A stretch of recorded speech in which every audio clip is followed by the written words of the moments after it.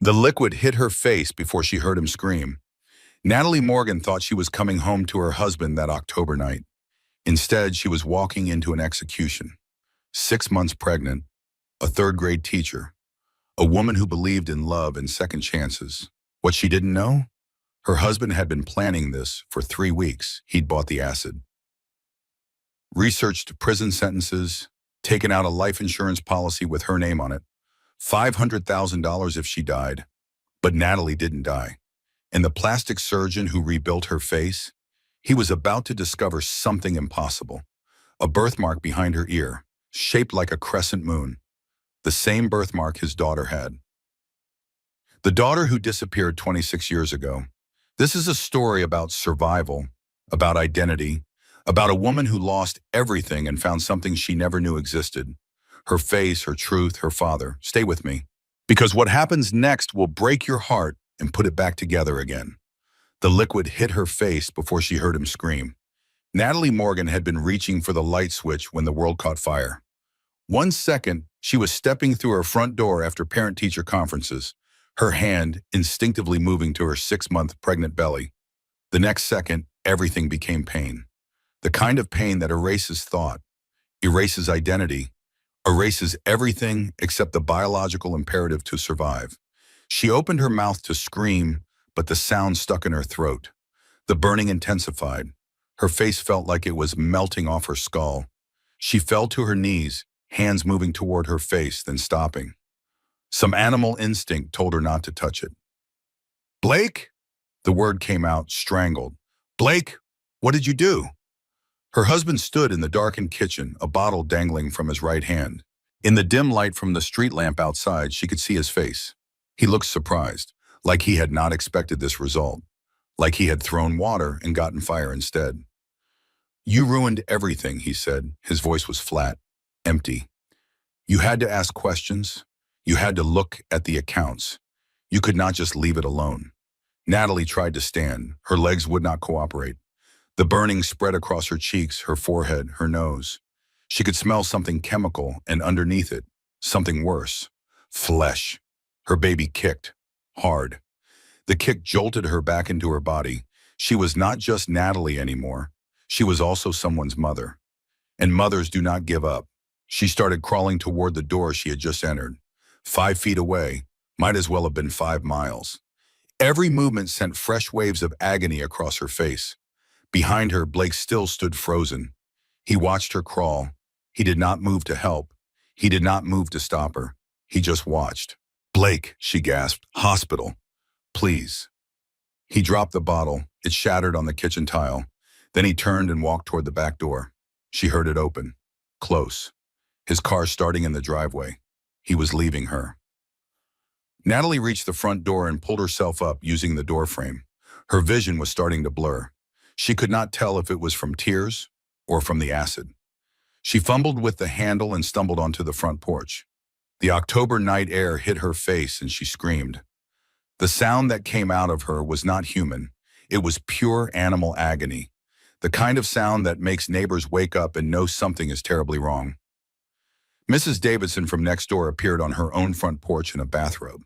The older woman took one look at Natalie and her hand flew to her mouth. "Oh my God! Oh my God, Natalie!" Mrs. Davidson was already dialing 911 as she ran across the yard. She was a retired nurse. She had seen bad things before. But the way her face went pale told Natalie everything she needed to know about how she looked. "Do not touch your face, honey," Mrs. Davidson said, her voice shaking but professional. "Keep your hands down. Help is coming." Natalie's legs gave out. She sat heavily on her porch steps, one hand moving automatically to her belly. The baby kicked again. 1, 2, 3 kicks. Still alive. Still there. Still fighting. "My baby," Natalie whispered. "Please, my baby." "The baby's going to be fine," Mrs. Davidson said with more confidence than her eyes showed. She was speaking into her phone now. "I need an ambulance at 1234 Maple Street. Chemical burn, possible acid attack. Victim is conscious and 6 months pregnant." "Yes, pregnant. We need obstetrics standing by. Hurry." Natalie heard sirens in the distance, getting closer. Her face felt like it was still burning, even though the acid had stopped spreading. Her entire body was shaking. She thought about Blake's face. The surprise in his eyes, like he had not planned this far ahead, like he had acted on impulse. No, that was wrong. The bottle had been ready. He had been waiting in the dark. This was not impulse. This was premeditation. Her husband had tried to kill her. The ambulance pulled up, lights painting the neighborhood red and blue. Paramedics jumped out, their faces going professional blank when they saw her. "Ma'am, I'm Tyler, and this is my partner, Jess. We're going to take care of you. Can you tell me your name?" Natalie Morgan. Her voice sounded strange, thick. "I'm 6 months pregnant. Is my baby okay?" The female paramedic, Jess, was already wrapping a blood pressure cuff around Natalie's arm. "Let's check. Lie back for me if you can." They eased her onto the stretcher. Jess lifted Natalie's shirt and placed a fetal Doppler on her belly. The sound of rapid heartbeats filled the air. Thump, thump, thump, thump. Fast but steady. "Baby's heartbeat is strong," Jess said. 150 beats per minute. That's perfect." Natalie started crying. The tears burned in the acid wounds, but she could not stop them. "Thank God. Thank God." Tyler was examining her face without touching it. "Ma'am, can you tell me what happened?" "My husband." The words felt like broken glass in her throat. "He threw acid on my face." The paramedics exchanged a look. Tyler's jaw tightened. Jess's hands gentled as she started an IV line. "Where is your husband now?" Tyler asked. "He left. He drove away." "Okay, we've got you now. We're taking you to Sacred Heart Hospital. They have the best burn unit in the state and a level 1 trauma center for you and your baby." They loaded her into the ambulance. Mrs. Davison climbed in behind them. "I'm coming with her," the older woman said in a voice that brooked no argument. "She should not be alone." As the ambulance pulled away, Natalie kept one hand on her belly. The baby kicked steadily beneath her palm. 1, 2, 3, 4, 5. She counted each kick like a prayer. Each one meant her daughter was still fighting, still alive, still here. If her baby could fight, so could she. The ride to the hospital took 12 minutes. Natalie knew because she counted every second between contractions of pain. The paramedics kept talking to her, keeping her conscious, keeping her present. "What do you do for work, Natalie?" Jess asked. "I teach, 3rd grade, Washington Elementary." "That's wonderful. What's your favorite thing about teaching?"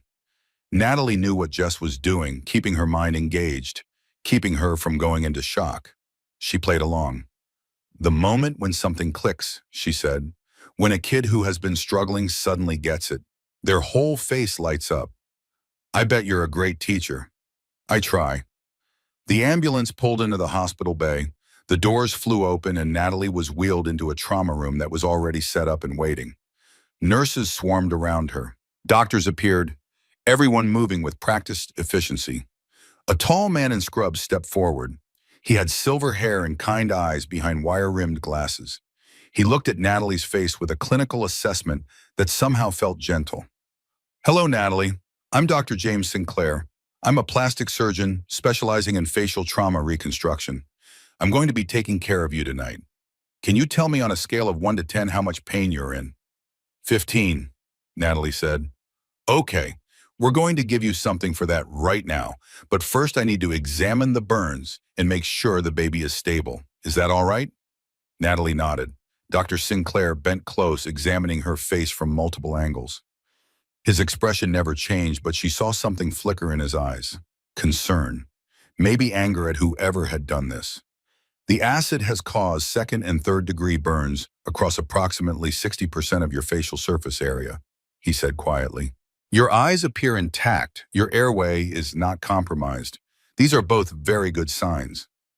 "My baby?" Natalie asked. An obstetrician appeared on her other side. "I'm Dr. Patricia Hayes. Let's check on your little one." Dr. Hayes performed a quick ultrasound. The baby appeared on the screen, moving normally, heartbeat strong. "Your daughter looks perfect," Dr. Hayes said. "No signs of distress." "Daughter?" Natalie felt her chest tighten. "It's a girl? You didn't know?" "I wanted to be surprised." Natalie started crying again. "I wanted to wait." Mrs. Davidson squeezed her hand. You're having a girl, sweetheart, and she's going to be just fine. Dr. Sinclair stepped back into Natalie's line of sight. Natalie, I need to take you into surgery to remove the damaged tissue and begin the reconstruction process. This will be the first of several procedures. Do you understand? Will I look like myself again? The question came out small, childlike. Dr. Sinclair paused. Then he said something that Natalie would remember for the rest of her life. You'll look like someone who survived something terrible, he said, and that person will be beautiful in ways that have nothing to do with appearances. But yes, we'll rebuild your face. I promise you that. Natalie nodded. Okay, do it. As they wheeled her toward the operating room, she heard raised voices in the hallway. A woman's voice, urgent and scared. Where is she? Where's Natalie? Rebecca Torres burst into view, her dark hair wild, her eyes wide with panic. Natalie's best friend since college looked at her and went completely still. Oh my God. Rebecca's face crumpled. Oh, Nat, oh no. Rebecca, Natalie said. He left. Blake left me. I know. The police found his car abandoned 2 blocks from your house. Rebecca was crying now, moving alongside the gurney. They're looking for him everywhere. Good, Natalie said. The pain medication was starting to work. Her words felt slow, heavy. I hope they find him. I hope he rots in prison forever. He will, Rebecca said fiercely. I promise you, he will. As they passed through the doors to the surgical wing, Natalie caught a glimpse of her reflection in a metal cabinet door. Her face was swollen beyond recognition, red and blistered, monstrous. She looked away quickly. That was not her. That could not be her. But deep down, she knew. That was her now. That was what Blake had made her. The baby kicked 7 times in quick succession. Natalie closed her eyes as they transferred her to the operating table. She focused on those kicks, on that heartbeat, on the daughter she had not known she was carrying until 5 minutes ago. My daughter, she whispered as the anesthesia took hold. I'm still here, Mama's still here. Dr. Sinclair's face appeared above her, masked and ready. Count backwards from 10 for me, Natalie. 10, 9, 8. My baby. 7, 6. Blake. 5, 4. Still alive. 3, 2. Darkness. But what Dr. Sinclair did not know yet would change both their lives forever. Because as he examined the burns more closely under the bright lights of the operating room, he noticed something. Behind Natalie's right ear, untouched by the acid, was a small birthmark, shaped like a crescent moon. His hands stilled for just a moment. His breath caught. He had seen that birthmark before. On a 3-year-old girl who had disappeared 26 years ago. On his daughter. The surgery took 8 hours. Dr. James Sinclair worked methodically, removing dead tissue, preserving what could be saved, planning the reconstruction that would come later. His team moved around him like a well-choreographed dance. Everyone knew their role. Everyone executed perfectly. But James's mind kept drifting to that birthmark. It was impossible. Coincidence. Thousands of people had crescent-shaped birthmarks. The human body created them randomly. This woman could not be his Carolyn. His daughter had been gone for 26 years. The trail had gone cold decades ago. He had searched everywhere, hired private investigators, checked every database, followed every lead. Nothing. Emma had taken Caroline during one of her psychotic episodes. Postpartum psychosis that had gone undiagnosed for too long. By the time James realized how sick his wife was, she had already vanished with their daughter. 3 months later, Emma died in a single car accident in rural Montana. Caroline was not in the car. The police searched everywhere.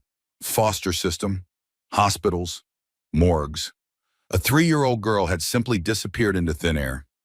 James had kept Caroline's room exactly as it was. Her toys, her clothes, her tiny bed with the pink comforter. Waiting for a homecoming that never happened. He had devoted his life to helping burn victims after that. If he could not save his own daughter, at least he could save someone else's child, someone else's wife, someone else's future. Dr. Sinclair? His surgical nurse, Martha, was looking at him. Do you want to proceed with the grafts now or wait for the next surgery? James refocused. We'll stabilize tonight. Grafts in stage 2. He finished the procedure, ensuring every wound was clean, every suture placed perfectly. This woman had been through hell. The least he could do was give her the best care possible. After surgery, he found Rebecca Torres in the waiting room. She jumped up when she saw him, coffee cup clutched in both hands. "How is she?" "The surgery went well," James said. "We removed the damaged tissue and prepared the area for reconstruction. She'll need several more procedures over the next few months." "But she'll be okay?" "Physically, yes. Emotionally," James paused, "that's going to take longer." Rebecca's face crumpled again. "I should have known. I should have seen the signs." "What signs?" "Blake changed about 8 months ago, got secretive, defensive when Nat asked questions. I told her something was wrong, but she defended him." Rebecca's voice broke. "God, I should have pushed harder." "This is not your fault," James said firmly. "The only person responsible for this is the man who attacked her." "Have they found him yet?" "I don't know, but the police are here. They want to take Natalie's statement when she wakes up." Detective Marcus Sullivan appeared from around the corner as if summoned. He was a broad-shouldered man in his mid-40s with a face that had seen too much but still managed to look kind. "Dr. Sinclair," he said, "can I speak with you about the victim?" "Of course." They moved to a private consultation room. Detective Sullivan pulled out a notebook. "What can you tell me about her injuries?" "Second and third degree chemical burns across approximately 60% of her facial surface area. Eyes intact. Airways clear. No other injuries apparent.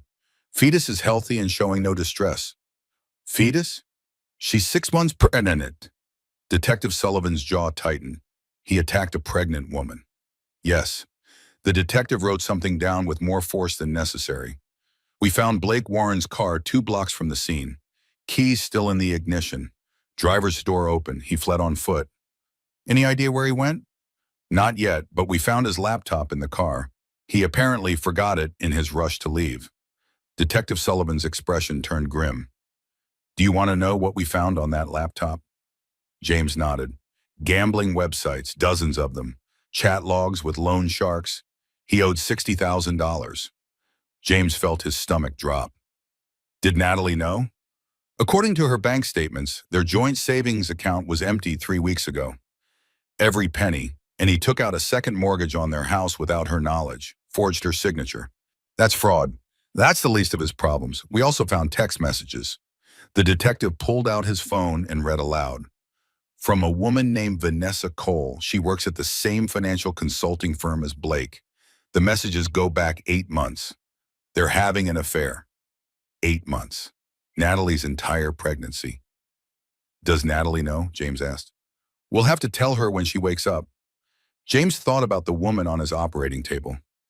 Disfigured, pregnant, financially ruined, and now she would learn her husband had been cheating on her the entire time. How much could one person take? "I want to be there when you tell her," he said. "Wait, say?"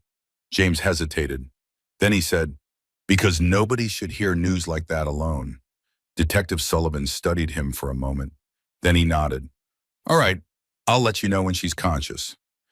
James checked on Natalie in recovery. She was still sedated, breathing steadily through an oxygen mask. Bandages covered most of her face.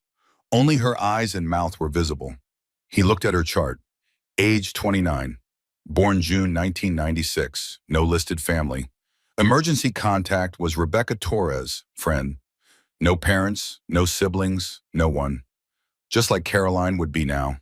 29 years old, alone in the world. James shook his head. He was being irrational. The birthmark meant nothing. It was wishful thinking. Grief playing tricks after all these years. But as he left the recovery room, he could not help pulling out his phone and looking at the photo he kept in a locked folder. Carolyn at age 3, smiling, happy, unaware that in 2 weeks her entire life would shatter. He zoomed in on the photo. Behind her right ear, just barely visible in the sunlight, was a small crescent moon-shaped birthmark, exactly like Natalie's. James closed the photo and went to his office. He would check on Natalie in a few hours. For now, he needed to think, to breathe, to convince himself he was not going crazy. But in his file cabinet, buried under years of paperwork, was Caroline's missing persons report. He found himself pulling it out, reading it for the thousandth time. Caroline Marie Sinclair, disappeared June 15th, 1999. Age 3, brown hair, hazel eyes, crescent moon birthmark behind right ear, last seen with mother Emma Sinclair. Mother later found deceased in car accident. Child never recovered. Presumed dead after 5 years. Case closed. But James had never closed the case in his heart. He had searched for 15 years before finally accepting she was gone. Not dead, just gone. Somewhere into the system. Lost in the shuffle. A Jane Doe who aged out of foster care without ever knowing who she really was. He looked at Natalie's intake form again. Foster care background. No memory of biological parents. Aged out at 18? No, it was impossible. Thousands of girls matched that description. The birthmark was a coincidence. He was seeing patterns where none existed. But what if? James put the file away and returned to the recovery room. Natalie was starting to stir. Her eyes fluttered open, unfocused and confused. Natalie, he said gently, I'm Dr. Sinclair. You're in the hospital. You had surgery. Do you remember what happened?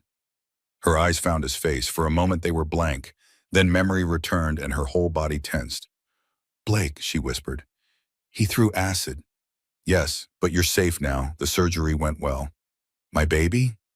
Your daughter is perfectly healthy. Tears leaked from the corners of her eyes. Daughter, I have a daughter. You do. Natalie's hand moved to her face, but James caught it gently. Don't touch yet. The wounds need to heal. How bad? James paused. Then he decided she deserved honesty. Significant damage, but repairable. We'll do this in stages. Today we stabilized. Next week we start reconstruction. Will I be me again? Such a simple question. Such a complicated answer. You'll always be you, James said. Your face might change, but you are more than your face. Natalie closed her eyes. Easy for you to say. You didn't lose yours. Fair point. Rebecca appeared in the doorway. Nat? Oh, thank God you're awake. Rebecca, Natalie's voice broke. Did they find him? Not yet, but they will. Detective Sullivan entered behind Rebecca. Mrs. Warren, I'm Detective Marcus Sullivan. I need to ask you some questions if you're up for it. Okay. The detective pulled up a chair. Can you tell me what happened tonight? Natalie spoke slowly, her voice rough from the breathing tube. She described coming home from parent-teacher conferences, finding Blake in the darkened kitchen, the bottle in his hand. He said I ruined everything, she finished. He said I should have left it alone. Left what alone? I don't know. I found some charges on our credit card last week. Gambling websites. I asked him about it. Her face, what was visible of it, twisted. That's what got me this. Asking questions. Detective Sullivan exchanged glances with James. Mrs. Warren, we found Blake's laptop in his abandoned car. There are some things you need to know. He told her about the gambling debts, the second mortgage, the stolen savings. Natalie listened without expression. Then he told her about Vanessa, about the affair that had lasted 8 months, the entire length of her pregnancy. Natalie was quiet for a long moment. When she finally spoke, her voice was eerily calm. Did you say 8 months? Yes, ma'am. My entire pregnancy. Yes, I see. Natalie stared at the ceiling. He met someone while I was growing his baby. He stole everything while I was planning our future. And then he tried to kill me because I found out. That's what the evidence suggests. Good. I want him in prison for the rest of his life. We're doing everything we can to find him. After the detective left, Rebecca pulled up a chair next to Natalie's bed. I'm so sorry, she said. I'm so sorry. Not your fault. I should have. Stop. Natalie's voice was firm despite her injuries. This is not on you. This is on Blake, only Blake. They sat in silence for a while. Then Natalie asked the question James had been dreading. Rebecca, tell me the truth. How bad is my face? Rebecca's pause said everything. That bad, Natalie whispered. It's going to be okay, Rebecca said. Dr. Sinclair is the best. Everyone says so. He'll fix this. But both women knew some things could not be fixed. Not completely. Not ever. James left them alone and went back to his office. It was 3 in the morning. He should go home. Get some sleep. Come back in the morning. Instead, he sat at his desk and stared at the two photos side by side. Caroline at 3, Natalie's intake photo. The birthmarks matched perfectly. He made a decision. Pulling out his phone, he called the genetics lab at the hospital. This is Dr. Sinclair. I need to arrange a DNA test, paternity test. Rush processing. The technician on the other end asked for details. James gave them. I'll need a sample from the patient, the technician said. I can get that in the morning. Just set it up. James hung up and immediately questioned his decision. What was he doing? This was insane. He was grasping at straws, seeing connections that did not exist. But he could not let it go. Not until he knew for sure. If there was even a chance that Natalie was Caroline, he had to know. Even if the answer broke his heart all over again. 1 week later, Natalie had her first bandage change. She had been dreading this moment. The nurses said the wounds were healing well. Dr. Sinclair said the reconstruction could begin soon. Everyone was optimistic, but none of that mattered because today she would see her face. Rebecca sat beside her, holding her hand. Dr. Sinclair stood nearby with a mirror wrapped in a towel. Are you ready? He asked. Does it matter? Natalie replied. You can wait if you need more time. No, let's get this over with. Dr. Sinclair carefully removed the bandages, layer after layer. Natalie felt air hit her skin for the first time in a week. It felt strange, exposed. When the last bandage came off, Rebecca's sharp inhale told Natalie everything. Mirror, Natalie said. Natalie! Give me the mirror, Dr. Sinclair. He handed it over. Natalie looked. The woman in the mirror was not her. Could not be her. This woman had swollen, discolored skin stretched tight over her bones. Red patches mixed with white patches, mixed with sections of missing skin that had been debrided away. Her face looked like a topographical map of a foreign country. She stared for a long time. Then she touched her face with one tentative finger. The sensation was dull, muted. Parts of her face had lost feeling. I don't recognize myself, she said. That's normal, Dr. Sinclair said gently. Your face is still healing. Once we start reconstruction, will I ever look like me again? Silence. I'll be honest with you, Dr. Sinclair said. You will look different, but we can rebuild your features. Give you a face you can recognize as yours. It won't be exactly what you had, but it will be you. Natalie handed back the mirror. Her baby kicked. 1, 2, 3. I'm still here, she whispered, more to herself than anyone else. I'm still here. You are, Dr. Sinclair agreed. Then he asked the question that would change everything. Natalie, I need to ask you something. Do you know anything about your biological family? Natalie looked at him in surprise. No, I was in foster care, no records. Why? Dr. Sinclair hesitated. His eyes moved to her right ear. That birthmark behind your ear. It's distinctive. Natalie reached up automatically. She had forgotten about the birthmark. She had had it her whole life, barely noticed it anymore. Distinctive how? Another pause. Dr. Sinclair looked like he was choosing his words carefully. I'm going to ask you something that might sound strange, but please hear me out. Okay? Would you be willing to do a DNA test? A paternity test specifically? The room went silent. Rebecca's hand tightened around Natalie's. Natalie stared at the doctor. Why? Dr. Sinclair pulled out his phone. He scrolled to a photo and handed it to her. The photo showed a little girl, maybe 3 years old, with brown hair and a bright smile. She wore a yellow sundress and held a teddy bear. Behind her right ear, barely visible in the sunlight, was a small birthmark, shaped like a crescent moon. This is my daughter, Dr. Sinclair said quietly. Caroline. She disappeared 26 years ago. She'd be your age now. Natalie looked at the photo, at the birthmark, at the doctor. You think I'm your daughter? I think it's possible. The birthmark, your age, your foster care background, your lack of early memories. All of it fits. Fits what? Dr. Sinclair sat down. He looked exhausted. My ex-wife Emma suffered from postpartum psychosis after Caroline was born. We didn't understand how serious it was. One day she just took Caroline and disappeared. We searched everywhere. 3 months later, Emma died in a car accident in Montana. Caroline wasn't in the car. The police looked for her foster system. Hospitals? Nothing. He paused. The theory was that Emma left Caroline somewhere before the accident. Maybe with a stranger, maybe at a fire station. We'll never know. But a 3-year-old girl was placed into foster care in Montana around that time, listed as a Jane Doe. No one ever connected her to Caroline. Natalie felt like the floor was tilting. Montana? Yes.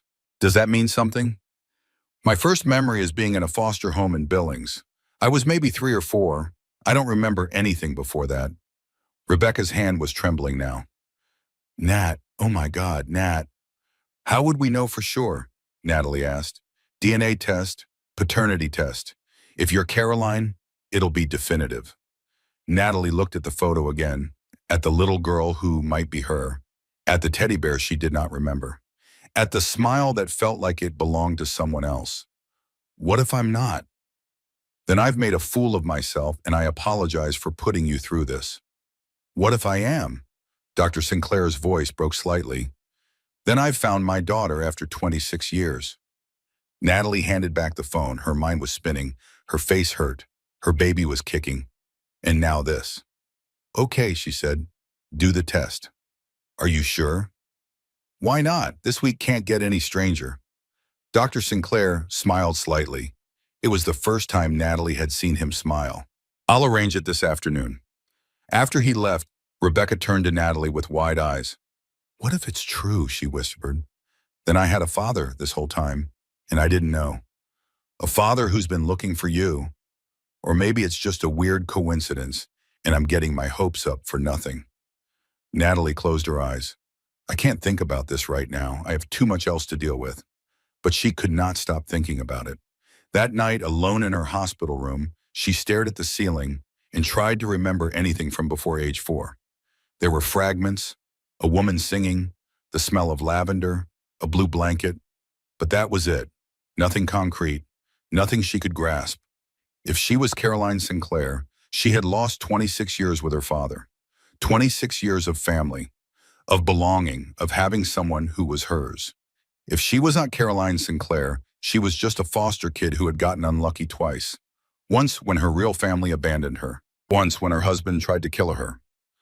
Either way, her old life was gone. She was starting over whether she wanted to or not. The baby kicked. Hard. Natalie put her hand on her belly. Hey, baby girl, your mama's life is a mess right now. But I promise you this. Whatever happens, you're going to be loved. So loved. The baby kicked again, 7 times in quick succession. Natalie counted each one, her only certainty in a world that had become unrecognizable. 3 days later, Detective Sullivan returned with news. We found Blake Warren, he said. Natalie sat up straight. Where? Pennsylvania, hiding in an abandoned hunting cabin about 30 miles outside Harrisburg.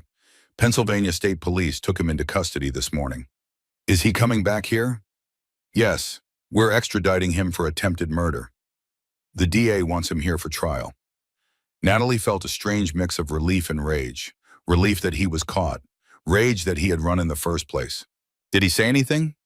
Detective Sullivan's expression darkened. He did, but you're not going to like it. Tell me anyway. He claims you were controlling, that you made his life miserable, that he just snapped. Natalie laughed. It came out bitter. Of course he did. There's more. Blake's mistress, Vanessa Cole, contacted us. She wants to make a statement. Why? She says she didn't know about the attack, that Blake lied to her about everything. She wants to cooperate with the investigation. She slept with my husband while I was pregnant, and now she wants absolution? She wants to help put him away. Natalie considered this. Then she said, fine, let her testify. The more evidence, the better. Detective Sullivan nodded. We also found something disturbing on Blake's computer. He purchased the acid 3 weeks before the attack. He searched prison sentence acid attack multiple times. This wasn't a moment of passion. He planned this. 3 weeks. He had spent 3 weeks planning to disfigure her. Natalie's hand moved to her face, touching the bandages. He wanted to destroy me. Yes. He wanted me gone so he could start over with her. That's what it looks like. Natalie was quiet for a long moment. Then she asked, Do you have daughters, Detective Sullivan? 3 of them.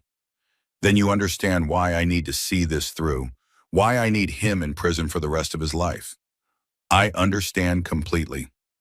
After he left, Grace Holloway, the hospital social worker, arrived with a stack of paperwork. Natalie, we need to discuss your finances. I don't have any. Blake took everything. I know, but there's more. Grace's face was sympathetic. Blake took out a second mortgage on your house. He forged your signature. The bank is foreclosing. Natalie felt the air leave her lungs. What? You're going to lose the house. I'm sorry. Where am I supposed to go? That's what I'm here to help you figure out. There are resources for domestic violence victims, emergency housing, financial assistance. I'm a teacher. I have income. Your salary has been garnished for debts Blake created in your name. Credit cards he maxed out. Loans he took. He stole your identity along with everything else. Natalie stared at Grace. 6 months pregnant, disfigured, financially ruined, homeless. I can't do this, she whispered. I can't survive this. Grace sat down beside her. Yes, you can. It doesn't feel like it right now, but you're stronger than you think. How can you possibly know that? Because you're still here. He tried to kill you and you crawled to that door. You protected your baby. You survived. That takes incredible strength. The baby kicked. Natalie counted, 1 through 10. I don't feel strong. Strength isn't a feeling, it's a choice, and you're choosing to keep going. That's enough. After Grace left with a plan for emergency housing assistance, Natalie sat alone in the darkened hospital room. It was 2 in the morning. The baby was restless, kicking constantly. Natalie could not sleep. She organized her bedside table, moved the water pitcher to the center, lined up the tissue box perpendicular to it, arranged her phone charger in a perfect coil. If she could control this tiny space, maybe the chaos would not drown her. It did not work, but she kept trying anyway. Rebecca found her the next morning, the bedside table rearranged 6 different ways, Natalie staring at it with exhausted eyes. Nat, did you sleep at all? No. Want to talk about it? I lost everything, Beck. My face, my house, my savings, my marriage. Everything. You didn't lose your baby. Not yet. But what kind of mother am I going to be? I can't even look at myself with it wanting to throw up. How is my daughter going to look at me? Rebecca grabbed both Natalie's hands. Listen to me. Your daughter is going to see a survivor, a fighter, a woman who refused to die. That's her mother. Or she'll see a monster. Stop. Stop right now. Rebecca's voice was fierce. Blake did this, not you. He's the monster. You're the victim who became a survivor. Natalie wanted to believe her, but late at night, alone in the dark, all she could think about was that face in the mirror. Unrecognizable, ruined, gone. 3 days later, Dr. Sinclair requested a private meeting. He brought a genetics counselor and a hospital administrator. Protocol, he explained, for situations like this. Natalie knew what it meant. The DNA results were back. Her hands started shaking before he even opened the envelope. Dr. Sinclair sat across from her. His hands were shaking too. Natalie, he said quietly, the results are conclusive. 99.99% probability. Silence. You're my daughter. You're Caroline. The room tilted. Natalie gripped the armrests of her chair. Say that again. You're my daughter. I've found you. After 26 years, I've found you. Natalie stared at him, at this man who was suddenly her father, at the stranger who had been searching for her while she bounced through 6 foster homes, while she aged out at 18, while she put herself through college, while she married Blake, while she nearly died. I had a father this whole time? Her voice rose. Where were you? Dr. Sinclair flinched, looking in all the wrong places. Your mother used fake names when she ran. By the time we found her body, the trail was cold. You'd been placed under a different name. Jane Doe turned Morgan when you were adopted by the state. I was never adopted. I aged out. I know. I'm so sorry. The system failed you. I failed you. Yes, you did. The words hung in the air, harsh, True. I searched for 15 years, Dr. Sinclair said. His voice was thick. Private investigators. Every database. Every lead. I never stopped looking. But the trail was dead. I thought you were dead. I wasn't dead. I was right here, growing up alone, wondering why nobody wanted me. I wanted you. God, Caroline, I wanted you every single day. Don't call me that. Natalie stood up. My name is Natalie. I don't know anyone named Caroline. She walked to the window. Her baby kicked. She counted, 1 through 15. Behind her, she heard Dr. Sinclair stand. I understand if you're angry, he said. You have every right to be, but Natalie, you're my daughter, and your baby is my granddaughter. That means something. It has to mean something. Natalie turned around. My baby needs a grandfather, but I need time to process having a father. Take all the time you need. I've waited 26 years. I can wait longer. Can you? Because you found me in the worst moment of my life. I'm disfigured, pregnant, terrified, and now you're telling me my entire identity is a lie. Your identity isn't a lie. You're still you. You're just also my daughter. Natalie laughed. It came out broken. I don't know who I am anymore. I look in the mirror and I don't see me. I look at my past and it all feels fake. Everything I thought I knew is gone. Not everything. Your strength is real. Your survival is real. Your baby is real. Is that supposed to make me feel better? No, but it's true. They stood there, father and daughter, strangers connected by DNA and tragedy. Finally, Natalie said, I need you to leave now. Dr. Sinclair nodded. I'll go, but Natalie, I'm not going anywhere. Even if you never call me Dad, even if you never forgive me, I'm staying. I'm here. After he left, Natalie broke down. She cried until she threw up, screamed into her pillow, looked at her destroyed face in the mirror, and hated everything about her life. The baby kicked through all of it, constant, steady, refusing to let Natalie forget that she had someone depending on her. Eventually, Natalie calmed down enough to breathe. She touched her belly. I'm sorry, baby girl. Your mama's a mess, but I promise I'm going to get it together. Somehow. The baby kicked 7 more times. Natalie counted each one and started planning her future. Because even if everything else was gone, she still had this. Her daughter, her reason to keep fighting. And maybe, eventually, a father who had never stopped looking. 2 weeks after the DNA revelation, Natalie finally let Dr. Sinclair back into her room.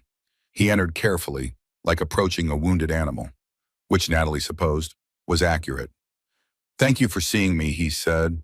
I'm not doing this for you. My baby needs prenatal care and you're the best doctor here. I'll take what I can get.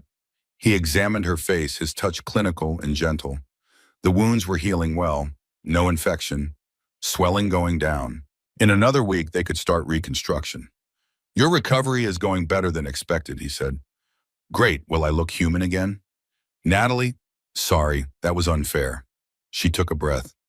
I'm trying, but everything feels impossible right now. Dr. Sinclair sat down. May I tell you about your mother, the real her, before the illness? Natalie considered refusing, but some part of her wanted to know, needed to know. Okay. Emma loved art. She painted murals, dreamed of teaching. You, Caroline, you were her joy. She used to sing to you every night. Lavender lullabies, she called them. She'd rub lavender lotion on your arms and sing until you fell asleep. Natalie went very still. Lavender? Yes. Why? I have this memory, a fragment, a woman singing, the smell of lavender. I always thought I made it up. You didn't make it up. That was Emma. That was your mother. Tears started falling before Natalie could stop them. What happened to her? Why did she take me? Postpartum psychosis. It's a severe mental illness that can develop after childbirth. Emma started having delusions, paranoid thoughts. She became convinced that people were trying to hurt you, that I was part of some conspiracy. He paused, pain clear in his voice. I tried to get her help, but back then we didn't understand how serious it was. One morning I woke up and you were both gone. She left a note saying she was protecting you, that she'd bring you back when it was safe. But she died instead. Yes, the car accident was ruled as single vehicle, no other factors. She just drove off the road. Maybe she fell asleep. Maybe the psychosis made her see something that wasn't there. We'll never know. And I wasn't in the car. No, the police think she left you somewhere hours before the accident, maybe with a stranger she trusted in her delusional state, maybe at a church or fire station. You were found 3 days later, wandering alone in a park. No ID couldn't or wouldn't tell anyone your name. Natalie processed this. I don't remember any of it. Maybe that's a mercy. You don't remember the worst parts. But I also don't remember the good parts. I don't remember you, or her, or being loved. Dr. Sinclair's voice broke. You were loved, so deeply loved. Emma and I, before the illness, we were happy. You were our whole world. Until I wasn't. You always were, even when you were gone, especially when you were gone. They sat in silence for a while. Then Natalie asked, did you ever remarry? No, I couldn't. Every woman I met I'd compare to Emma. Every child I saw, I'd wonder if they were you. He smiled sadly. I kept your room exactly the same. Your toys, your clothes, your tiny bed with the pink comforter. Waiting. That's heartbreaking. That's fatherhood. The baby kicked. Dr. Sinclair noticed. May I? He asked, gesturing to her belly. Natalie hesitated, then nodded. He placed his hand gently on her stomach. The baby kicked against his palm, his eyes filled with tears. Hello, little one, he whispered. I'm your grandfather, and I already love you so much. Watching him, Natalie felt something crack in her chest. This man had spent 26 years searching, grieving, hoping. He had found her in the worst possible moment and stayed anyway. I don't know how to do this, she admitted. I don't know how to have a father. I don't know how to be a father to a grown daughter, so we'll figure it out together. I'm still angry. You have every right to be. And I'm scared of everything, of Blake's trial, of being a mother, of whether my daughter will be afraid of my face. Your daughter will know your voice, your touch, your love. That's what matters. Natalie wanted to believe him, but the fear lived in her bones now, constant and heavy. That night, she asked a nurse for a mirror. The nurse hesitated but brought one. Natalie looked at herself, really looked. Her face was still swollen and discolored, but she could see the shape of it now. The reconstruction would start next week. Dr. Sinclair would rebuild her cheekbones, her nose, her forehead.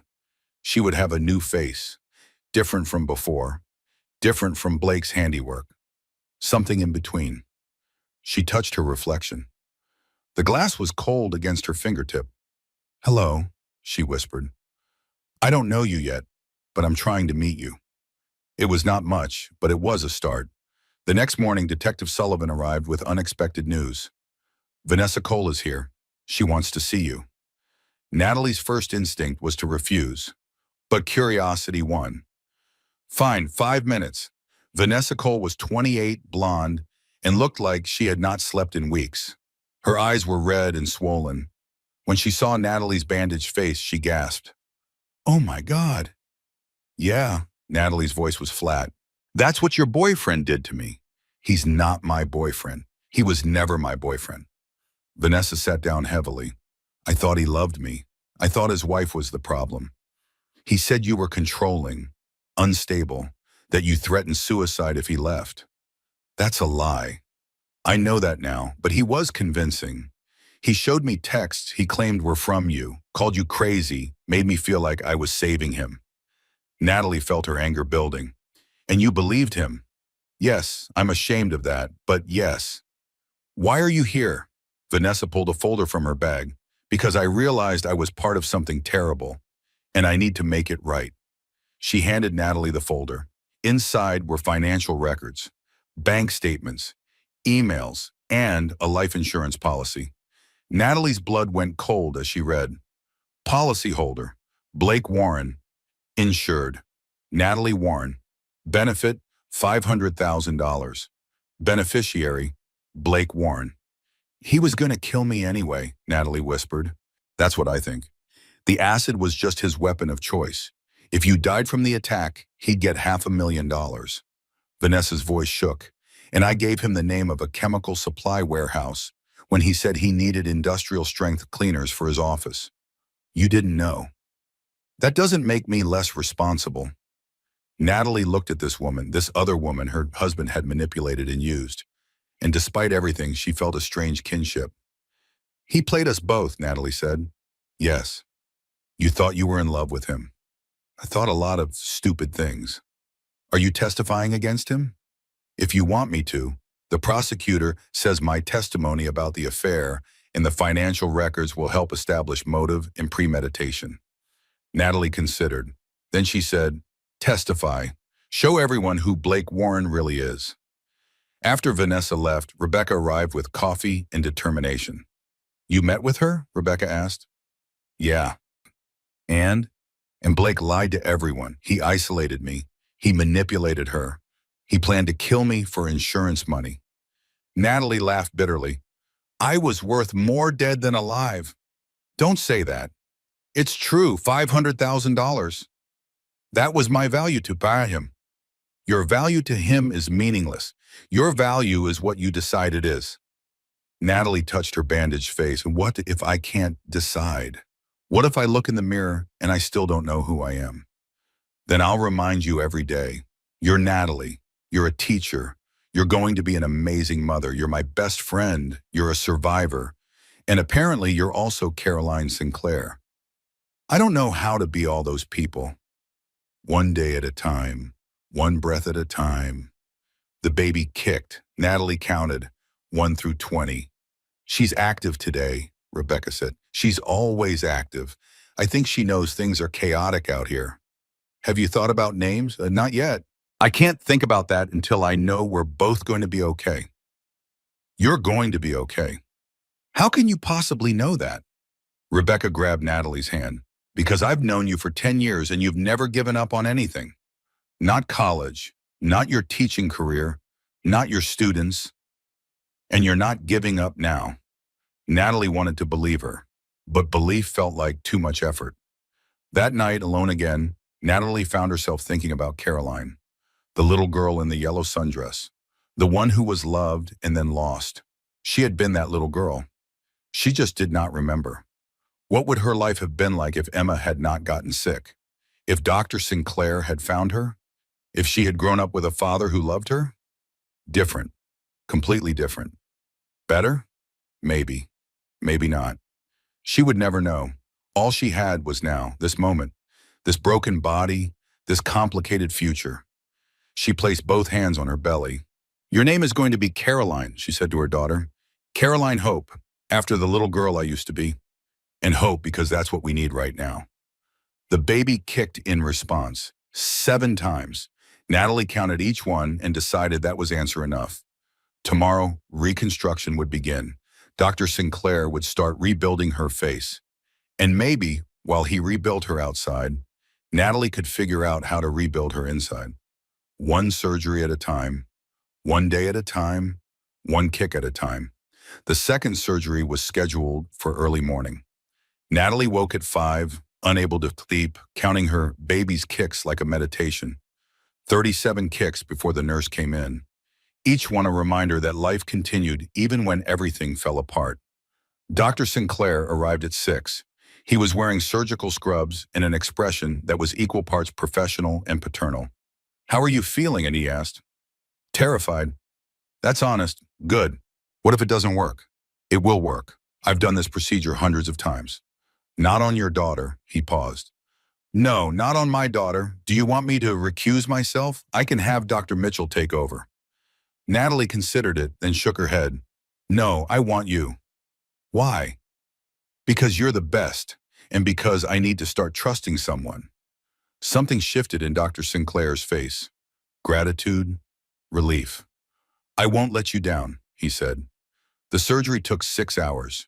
They used skin grafts from Natalie's thigh to reconstruct her cheeks, rebuilt her nose using cartilage grafts, worked on her forehead and chin to restore symmetry. Natalie was under general anesthesia, but somehow she dreamed. She dreamed of a woman singing, of lavender, of a teddy bear with one missing eye. When she woke in recovery, Dr. Sinclair was sitting beside her bed. How do you feel? He asked. Like I was hit by a truck. That's about right. How did it go? Very well. The grafts took beautifully. You'll need more procedures, but this was a major step. Natalie reached for her face, but he caught her hand. Not yet. Give it a few days to heal. I can't see it? Not until the bandages come off, doctor's orders. Natalie laughed despite the pain. You're enjoying this. Maybe a little.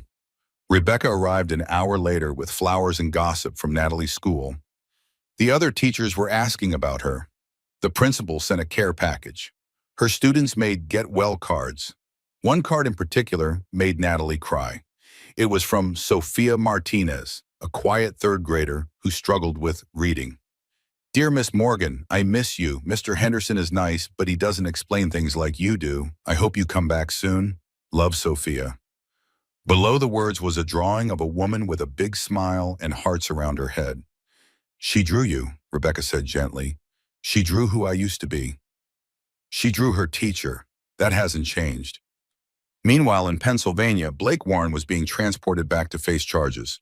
Detective Sullivan called with an update. We've got him in custody. He'll be arraigned tomorrow. The DA is charging him with attempted murder, assault with a deadly weapon, and multiple counts of fraud and identity theft. What's the sentence if he's convicted? Natalie asked. Attempted murder alone carries 25 years to life. With the other charges, he's looking at 40 years minimum.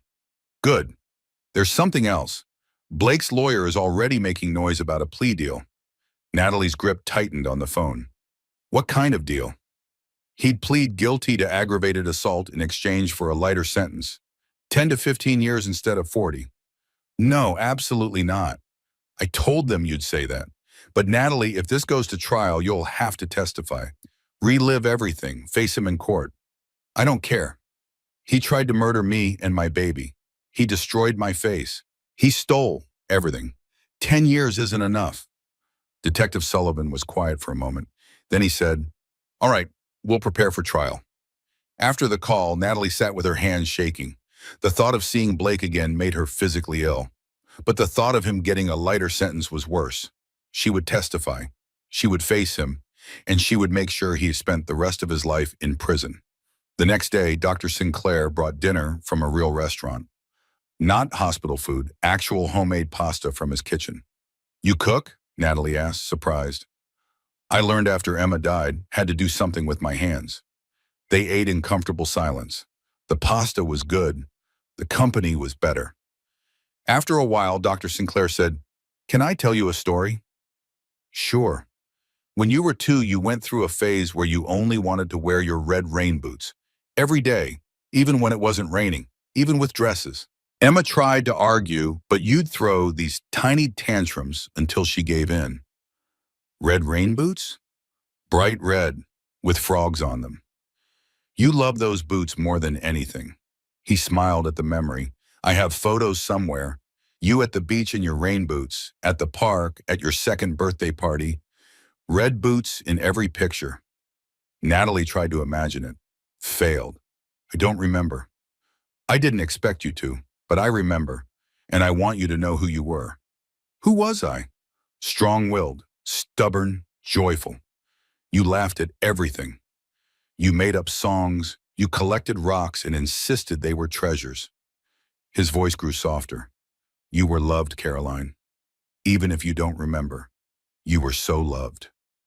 Natalie felt her throat tighten. Don't call me Caroline. That's not my name. I know, I'm sorry. Old habit.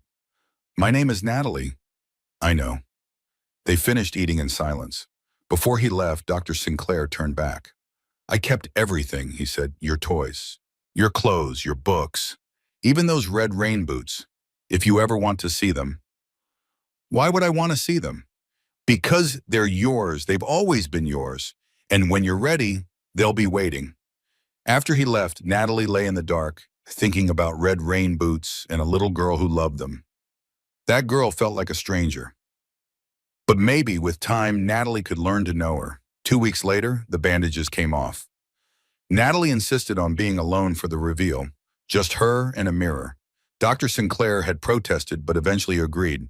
This was something she needed to do by herself. The nurse removed the bandages slowly, layer after layer. Natalie kept her eyes closed until everything was off. Ready? The nurse asked. No, but do it anyway. The nurse handed her the mirror. Natalie opened her eyes. The face looking back was different. The scars were still there, but less angry now, more integrated. Her cheekbones had shape again. Her nose was proportional. Her forehead was smooth. She looked like a woman who had been through hell, but she also looked like a woman who had survived. Hello, she whispered to her reflection. I'm Natalie. Nice to meet you. It was not love, but it was acceptance, and that was enough for now. When Dr. Sinclair checked on her later, he found her still staring in the mirror. What do you think? He asked carefully. I think I look different now. Do you hate it? No, I don't hate it. She turned to face him. I don't love it either, but I can live with it. That's a start. Yeah, it is. That night, Natalie had a dream. She was 3 years old, wearing red rain boots, jumping in puddles. A woman watched her laughing. The woman had kind eyes and smelled like lavender. Higher, Mama, dreamed Natalie shouted. Be careful, Caroline, the woman said. Natalie woke with tears on her face. The first memory that felt real. The first glimpse of who she used to be. Caroline Sinclair had been loved, even if Natalie Morgan did not remember. And maybe that was enough. The official DNA results arrived with clinical language in irrefutable numbers. 99.99% probability of paternity. Dr. James Sinclair was Natalie's biological father. She was Caroline Marie Sinclair, missing since June 15th, 1999. A press conference was held. Dr. Sinclair handled the media with practiced professionalism. Yes, his daughter had been found after 26 years. No, he would not discuss her current medical situation. Yes, it was a miracle. No, there would be no further comments. Natalie watched the press conference from her hospital bed, saw her father handle reporters with grace, saw him protect her, even from afar. He's good at this, Rebecca said, sitting beside her. He's had practice. He's a surgeon. Surgeons are good at controlling situations. Are you okay with all this publicity? I don't have a choice. You always have a choice. Natalie touched her stomach. 8 months pregnant now, baby Caroline Hope was running out of room in there. The kicks were less frequent, but more powerful. What if I can't do this? Natalie asked quietly. Do what? Be a mother, have a father, testify against Blake. All of it. Rebecca turned to face her fully. Nat, you've survived an acid attack while pregnant. You've learned your entire identity was different than you thought. You've rebuilt your face. If you can do all that, you can do anything. That's different. I didn't choose those things. They happened to me. And you're choosing how to respond. That's the hard part. And you're doing it anyway. 3 days later, Dr. Sinclair invited Natalie to his home. She was reluctant but curious. Rebecca drove her, staying close as moral support. Dr. Sinclair's house was a beautiful colonial in a quiet neighborhood. Inside, it was neat but lived in. Medical journals on the coffee table, photos on the walls, and one door that was closed. That was your room, Dee, he said, noticing her looking. I kept it exactly as it was. Can I see it? Are you sure? Natalie nodded. He opened the door. The room was frozen in time. A toddler bed with a pink comforter, toys on shelves, books stacked neatly, and on the dresser, a pair of bright red rain boots with frogs on them. Natalie stepped inside slowly, touched the bed, the toys, the boots. I lived here, she said, for 3 years. This was your whole world. Natalie picked up the red boots. They were tiny, size 6 toddler. She tried to imagine her feet fitting inside them. I don't remember, she said. I should remember, but I don't. You were 3 when you disappeared. Most people don't have clear memories from that age. But you do. You remember everything. I'm your father. I held on to every memory like a lifeline. Natalie set down the boots and picked up a stuffed teddy bear. It had one missing eye. This was in my dream, she said suddenly. This bear. I dreamed about it. That's Mr. Buttons. You named him. You took him everywhere. Natalie clutched the bear, 30 years old and holding a childhood toy like it was the most important thing in the world. Can I keep this? She asked. Caroline, Natalie, everything in this room is yours. It always has been. Natalie took Mr. Buttons back to her hospital room. That night, she slept with him next to her pillow, and she dreamed of lavender again. The next morning, she woke to find Dr. Sinclair in her room. "I need to tell you something," he said, "and you're not going to like it." Natalie sat up. "What happened?" Blake's lawyer filed a motion. He wants to delay the trial, citing pretrial publicity. He claims his client can't get a fair trial because of the media attention around our reunion. That's not fair. No, it's not. The prosecutor is fighting it, but it might mean waiting longer for justice. Natalie felt her anger rising. He gets to sit in jail comfortably while I deal with all this? He's not comfortable, trust me. County jail isn't pleasant. Good, I hope he's miserable. Dr. Sinclair sat down. Natalie, I need to ask you something personal. Okay. Have you thought about after the trial, after the baby is born? Where will you go? I don't know. The house is foreclosed. I'm staying in emergency domestic violence housing once I'm discharged. I have a better idea. Natalie waited. Come home, he said. You and the baby. Come home to my house. I have 3 empty bedrooms. I can help with childcare while you recover. You won't be alone. I can't just move in with you. Why not? Because I barely know you. So get to know me. I have 26 years to catch up on. Let me help you. Natalie wanted to refuse. Independence was important. She had always taken care of herself, but she was so tired, and the idea of not being alone was tempting. Can I think about it? She asked. Of course, take all the time you need. Later that day, Vanessa Cole called in. Natalie, it's Vanessa. I wanted to let you know I met with the prosecutor. I'm testifying at the trial. Thank you. I also wanted to say I'm sorry for everything. I know it doesn't change anything, but I need you to know I never would have been with him if I'd known the truth. Natalie considered her words carefully. He lied to both of us. He's good at lying. He is, and I fell for every word. Vanessa paused. How are you doing? Really? I'm surviving. Some days that's all I can manage. I'm in therapy now, processing my role in all this. My therapist says I was manipulated, but I still made choices. We both made choices. His were worse. Thank you for saying that. After the call, Natalie sat with complicated feelings. Anger at Vanessa for sleeping with Blake, sympathy for Vanessa for being manipulated, gratitude for Vanessa's testimony. Human emotions were never simple. That night, Natalie made a decision. She called Dr. Sinclair. I'll move in, she said, after the baby is born, if the offer still stands. Of course it stands. But we need ground rules. Name them. You don't get to make decisions for me. I'm not 3 anymore. I'm an adult. Agreed. And I pay rent when I can. I'm not a charity case. Natalie, no, I need this. I need to contribute. Fine, we'll figure out a fair arrangement. And we're not calling me Caroline. I'm Natalie. I understand. Okay then, I'll come home. The words felt strange. Home. She had never really had one. Just a series of foster houses and then an apartment with a Blake that had never felt safe. Maybe Dr. Sinclair's house could be home. Eventually. 1 week later, Natalie went into labor. It was 3 in the morning. She woke to contractions and immediately knew. Rebecca, she called. Rebecca was sleeping in the chair beside her bed, keeping her company. Rebecca, it's time. Rebecca jolted awake. Time? Are you sure? Pretty sure. The nurses were called. Dr. Hayes arrived. Dr. Sinclair appeared somehow, still in his scrubs from a late surgery. I'm here, he said. Do you want me here? Natalie grabbed his hand. Yes, stay. The labor was fast, only 4 hours from first contraction to pushing.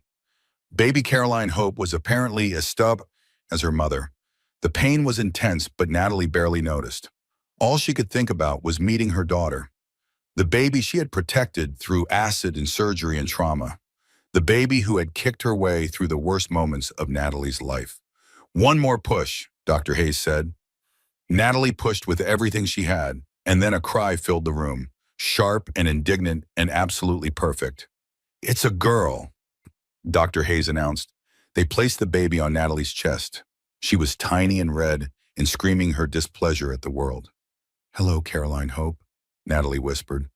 I'm your mama, and nobody is ever going to hurt you. The baby quieted at her voice, opened her eyes, looked up at Natalie with that unfocused newborn gaze. Natalie started crying. She's perfect. Oh my God, she's perfect. Dr. Sinclair stood beside the bed, tears streaming down his face. "May I?" he asked, reaching out tentatively. Natalie nodded. He took his granddaughter's tiny hand. "Hello, Carolyn Hope. I'm your grandfather, and I will make up for every day I wasn't there for your mother." Rebecca was crying too. The nurse was crying. Even Dr. Hayes looked emotional.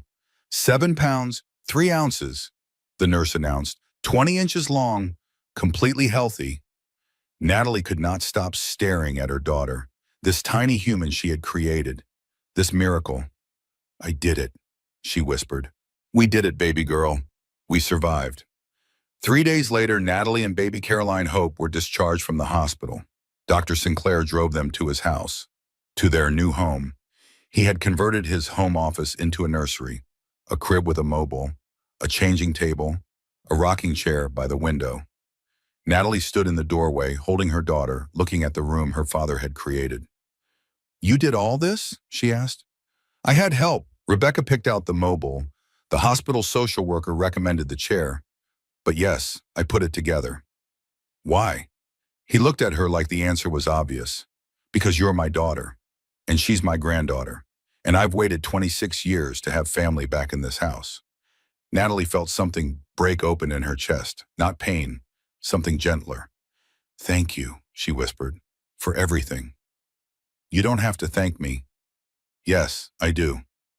That night, Natalie sat in the rocking chair, feeding her daughter at 2 in the morning. The house was quiet. The world outside was dark. But in this small nursery, with her baby in her arms and her father asleep down the hall, Natalie felt something she had not felt in a very long time. Safe. She touched her scarred face with one hand, counted her daughter's breaths with the other. Blake had tried to destroy her. Instead, he had revealed who she really was. A survivor, a mother, a daughter, a woman who could burn and still bloom. "I love you, Caroline Hope," she whispered. "We're going to be okay. I promise." The baby made a small sound and snuggled closer, and for the first time in months, Natalie believed her own words. They were going to be okay. 2 months after Caroline Hope's birth, Natalie returned to the hospital for another surgery. Dr. Sinclair had assembled his full reconstructive team. This procedure would refine the earlier work, soften the scars, restore more natural contours to her face. "This is the big one," he explained the night before. "After this, you'll need maybe 1 or 2 minor touch-ups, but the major reconstruction will be complete." Natalie nodded. She was nervous, not about the surgery itself, but about what came after. Who would she see in the mirror when this was done? Rebecca arrived early to watch Caroline Hope. The baby was thriving, growing, nursing like a champion. She had Natalie's eyes and Dr. Sinclair's chin. "She's going to be a heartbreaker," Rebecca said, holding her goddaughter. "She's going to be strong," Natalie corrected. "That's more important." The surgery took 9 hours. Skin grafts from Natalie's thigh were used again, this time to smooth her cheeks, refine her jawline, create more natural transitions between repaired and original tissue.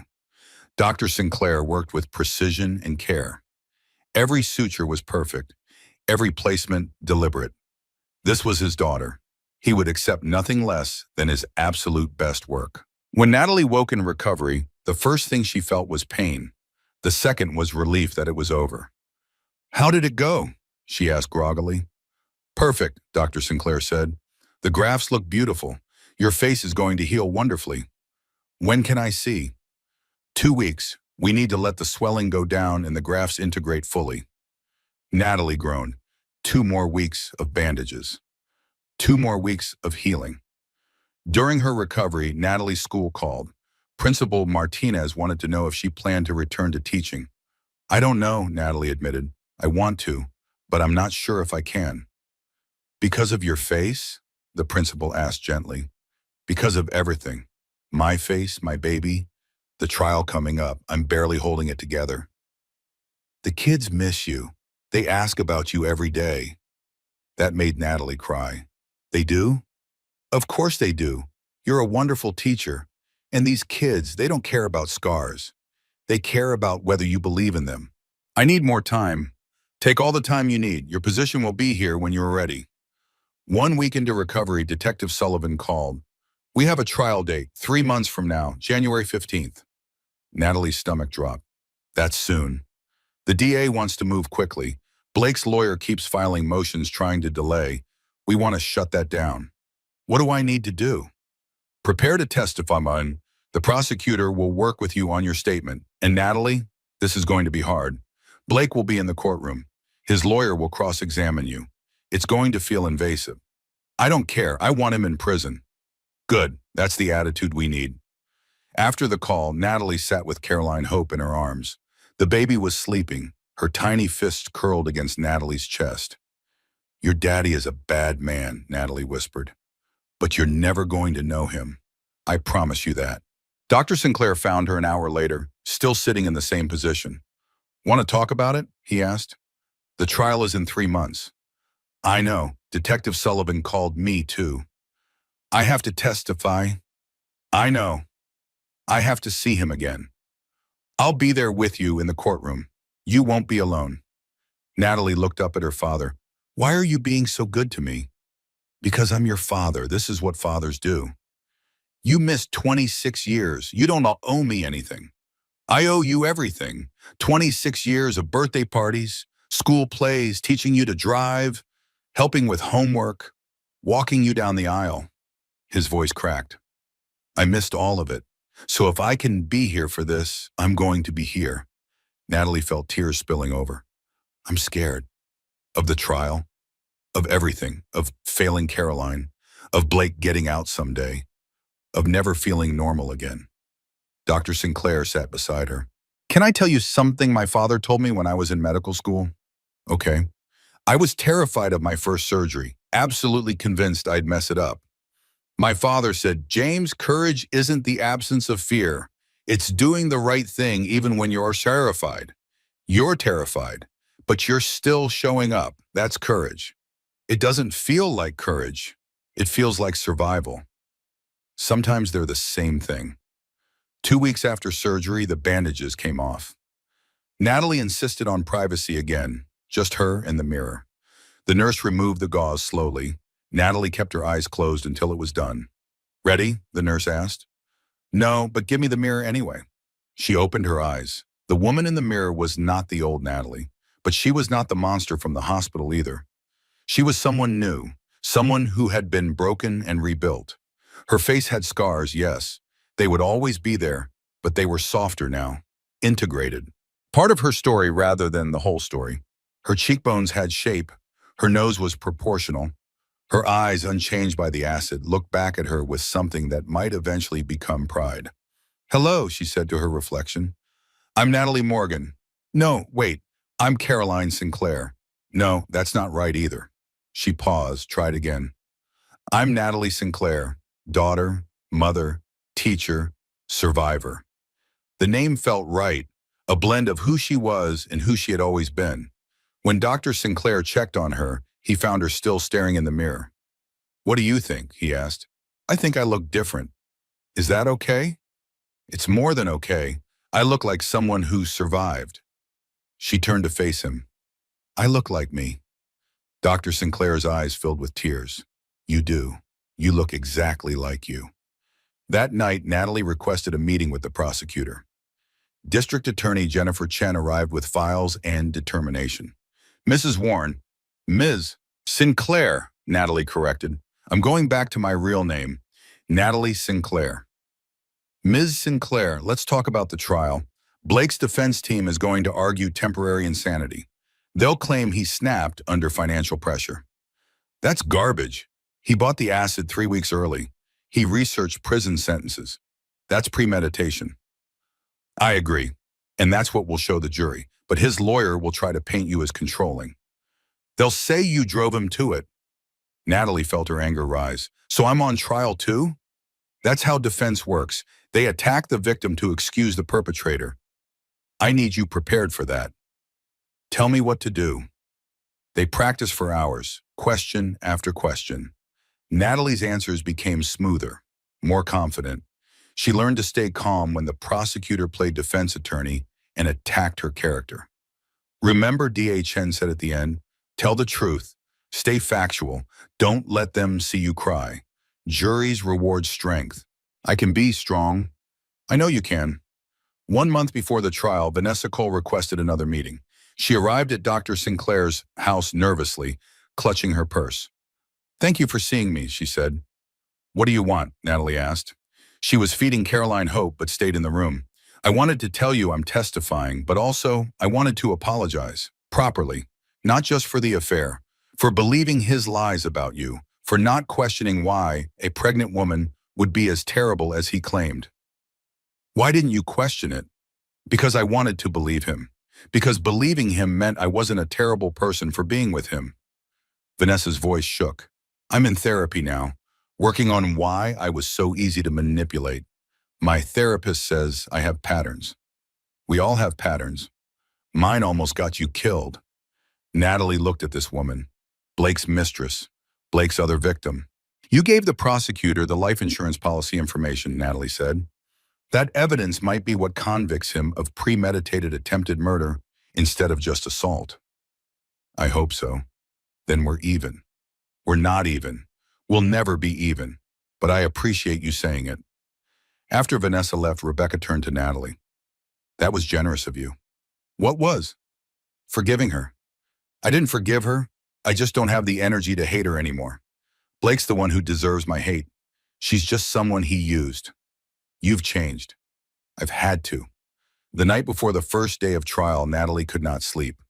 She sat in the rocking chair in Caroline Hope's nursery, holding her sleeping daughter, counting her breaths. Dr. Sinclair found her at 3 in the morning. "Can't sleep?" he asked. "Too nervous." "Want some tea?" They went downstairs. He made chamomile tea with honey, the way Emma used to make it. "I'm scared," Natalie admitted. "Not of Blake. Of breaking down in court. Of giving him the satisfaction of seeing me cry." "Then don't cry there. Cry here. Cry now. Get it out." So she did. She cried for the woman she used to be, for the face she lost, for the innocence that died when Blake threw that acid. She cried for Caroline Sinclair, the little girl who got lost. For Natalie Morgan, the foster kid who thought she had finally found family. She cried until she had no tears left. And then she straightened her shoulders and said, "Okay, I'm ready." Ready for what? To face him, to tell my truth, to make sure he never hurts anyone else. Dr. Sinclair raised his mug. To courage. To survival, Natalie corrected. They clinked mugs. Tomorrow the trial would begin. Tomorrow she would face her attacker. Tomorrow she would tell the world what Blake Warren had done. But tonight she was home. With her daughter, with her father, with people who loved her. And that was enough. The courthouse was packed with media and spectators. Natalie walked in with her head high, Dr. Sinclair on one side, Rebecca on the other. She wore a simple navy dress that Rebecca had helped her pick out. Professional, dignified, strong. She had decided not to wear makeup to cover her scars. Let the jury see what Blake had done. When Blake was led into the courtroom in his orange jumpsuit, Natalie forced herself to look at him. He looked smaller than she remembered, thinner. His hair was longer, unkempt, but his eyes were the same, cold, calculating. He looked at her and smiled slightly, like they were sharing a private joke. Natalie stared back without expression. She would not give him the satisfaction of fear.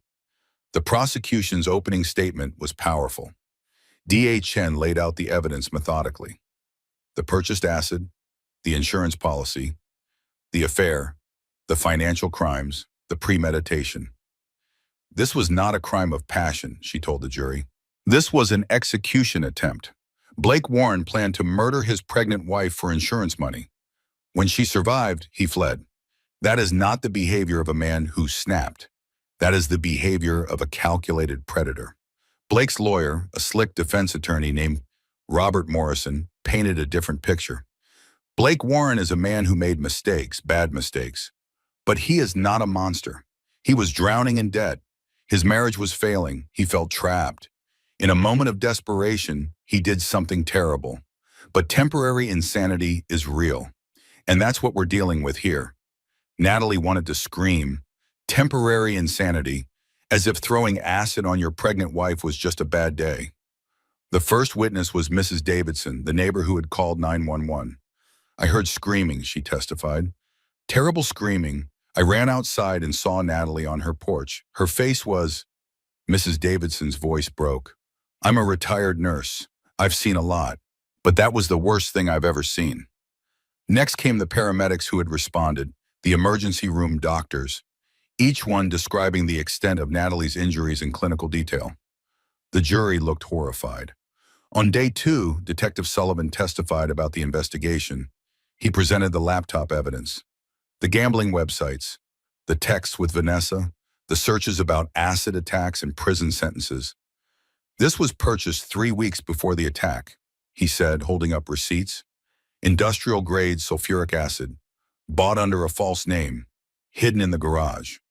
Blake's lawyer tried to argue the purchase didn't prove intent. Detective Sullivan responded calmly. Then what was it for? What possible legitimate reason would a financial consultant have for buying acid capable of dissolving human tissue?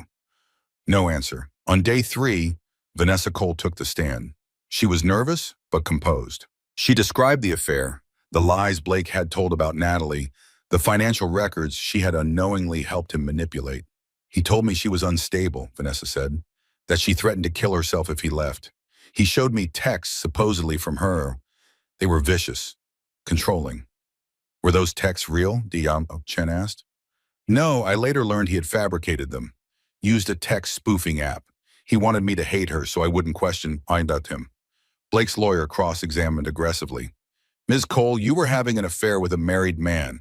Isn't it possible you're lying now to absolve yourself of guilt? I was having an affair. That's true. I'm guilty of that. But I didn't try to kill anyone. Blake did. You benefited from Blake's insurance plan. He told you about it, didn't he? Yes, he said after the divorce he'd have money to start over with me. I didn't know the money was contingent on Natalie dying. So you claim. I'm not claiming anything. I'm testifying to the truth. Rebecca testified next. She described years of watching Blake isolate Natalie, control her finances, gaslight her about his gambling. Natalie defended him, Rebecca said. Every time I raised concerns, she had an explanation. He's stressed, he's tired, he's worried about money. She couldn't see what I saw, that he was systematically breaking her down. Why didn't she leave?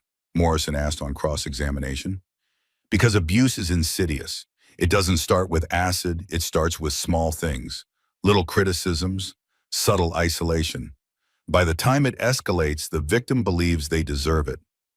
So you're saying Mrs. Warren was weak? No, I'm saying she was human. And humans want to believe the people they love won't hurt them. On day 5, it was Natalie's turn. She had been waiting for this, dreading this, preparing for this. DHN called her to the stand. Natalie walked up slowly, aware of every eye in the courtroom. She placed her hand on the Bible and swore to tell the truth. She sat down and looked directly at the jury, not at Blake, never at Blake. Ms. Sinclair, DHN began, please tell the jury about August 15th of last year, the night you were attacked. Natalie took a breath.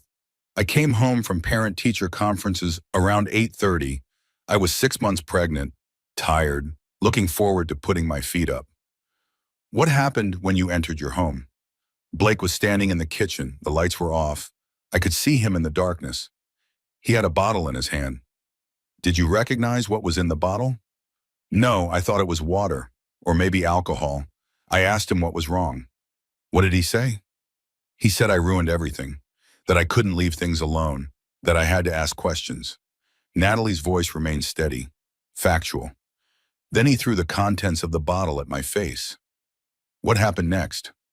Pain, immediate, intense pain. Like my face was on fire, I fell to my knees. I couldn't breathe, couldn't think. All I knew was that I was dying. But you didn't die. No, I crawled to the front door. I needed help. I needed to save my baby. Your baby? I was pregnant. I'm a mother. Mothers don't give up. DHN showed the jury photos of Natalie's injuries from that night. The courtroom gasped. Some jurors covered their mouths. Ms. Sinclair, those are difficult images to look at. How did you survive? My neighbor called 911. The paramedics were incredible. The doctors saved me, and I refused to die. Why did you refuse to die? Natalie touched her stomach instinctively. Because my daughter needed me. She still needs me. Day-Chen nodded. Let's talk about your relationship with Blake before the attack. Were there warning signs? Looking back, yes. He became secretive about 8 months before. Defensive when I asked about our finances. Angry when I questioned late nights at work. Did you find out why he was secretive? He was gambling and having an affair and stealing from our joint accounts. When did you discover this? 2 days before the attack. I found charges on our credit card, gambling websites. When I confronted him, he said it was nothing, that I was overreacting.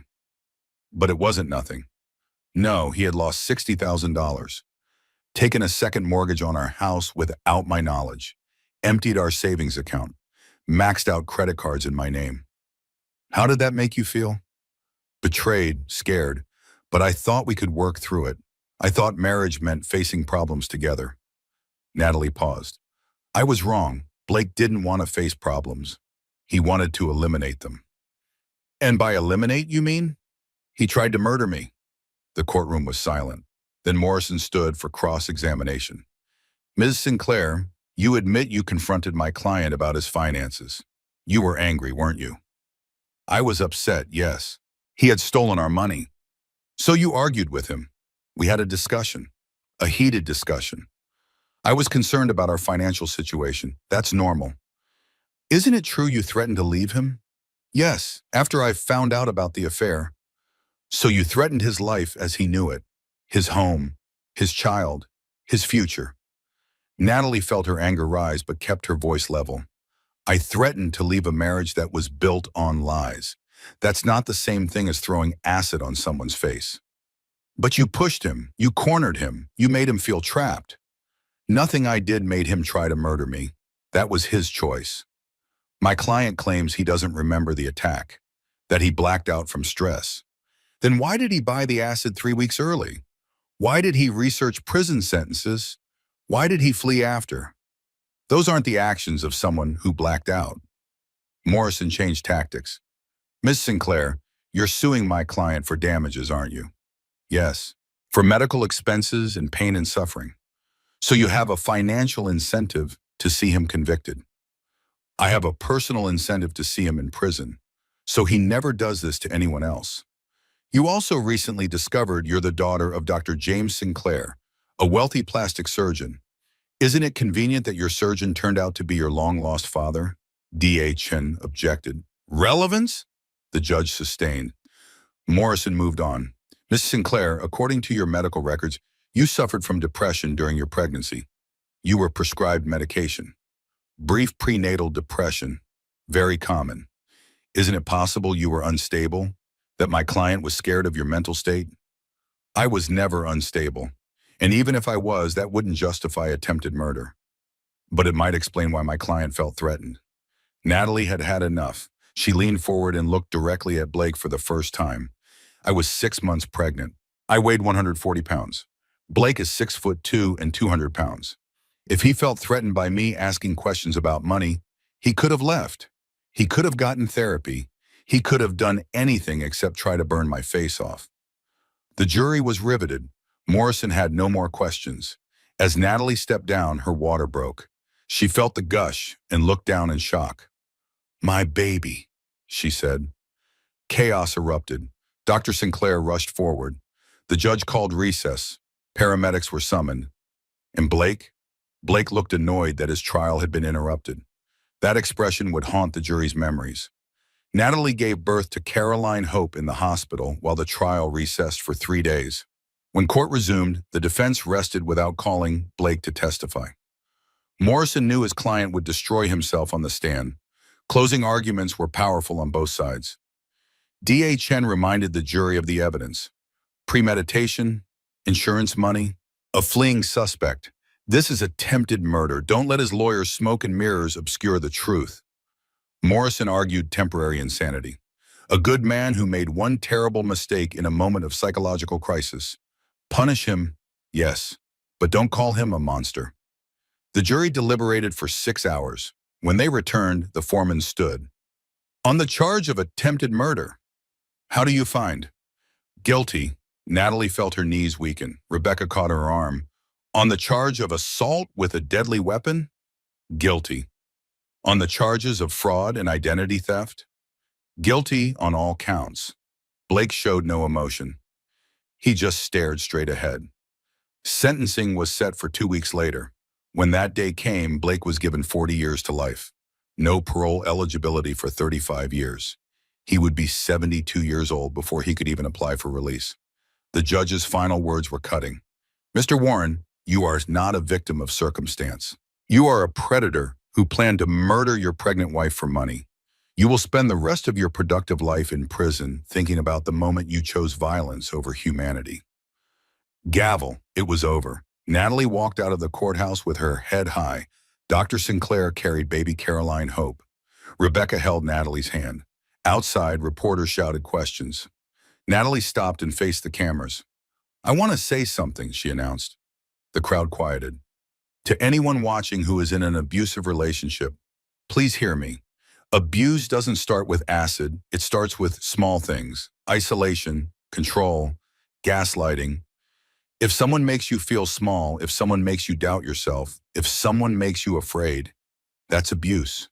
And you deserve better. You deserve safety. You deserve love. Please reach out to friends, to family, to domestic violence hotlines. You can survive this. I'm proof." Then she turned and walked away. Blake Warren was gone, locked away for decades. And Natalie Sinclair was free. 6 months after the trial, Natalie stood in her third-grade classroom for the first time in over a year. Principal Martinez had offered her a slower return to work, part-time, team teaching, support staff available. But Natalie wanted to do this on her own terms. The students were new. None of them had been in her class before. They didn't know her story. To them, she was just Miss Sinclair, their teacher with scars on her face. "Good morning, class," she said. 22 third graders stared at her, some with curiosity, some with the brutal honesty of children. One hand shot up, a boy named Marcus. "Yes, Marcus?" "Ms. Sinclair, what happened to your face?" The classroom went silent. The teaching assistant tensed, but Natalie smiled. "That's a good question, Marcus. Someone hurt me very badly, but I healed, and that's what I want you to remember. People can hurt us, but we can heal. We're stronger than we think." Marcus considered this. Then he said, "My dad says scars mean you're a warrior." "Your dad is right." Another hand went up, a girl named Sophie. "Are you going to be our teacher all year?" "I am." "Good. Mr. Henderson was boring." The class laughed, and just like that, the tension broke. Natalie spent the day teaching, reading, math, science. It felt good to be back, to have purpose beyond survival. At pickup, one mother approached nervously. "Miss Sinclair, I'm Marcus's mom. I wanted to apologize if he was rude." "He wasn't rude. He was honest." "I appreciate that. Still, I'll talk to him about appropriate questions." "Please don't. I'd rather kids ask me directly than whisper behind my back. Honesty is kindness." Marcus's mom smiled with relief. "Thank you, and welcome back." That night, Natalie came home exhausted but happy. Dr. Sinclair had Carolyn Hope in his arms, singing a lullaby, the same one Emma used to sing to Caroline Sinclair 29 years ago. "How was the first day?" he asked. "Perfect, hard, good." That's a lot of adjectives. It was a lot of day. She took her daughter and sat in the living room.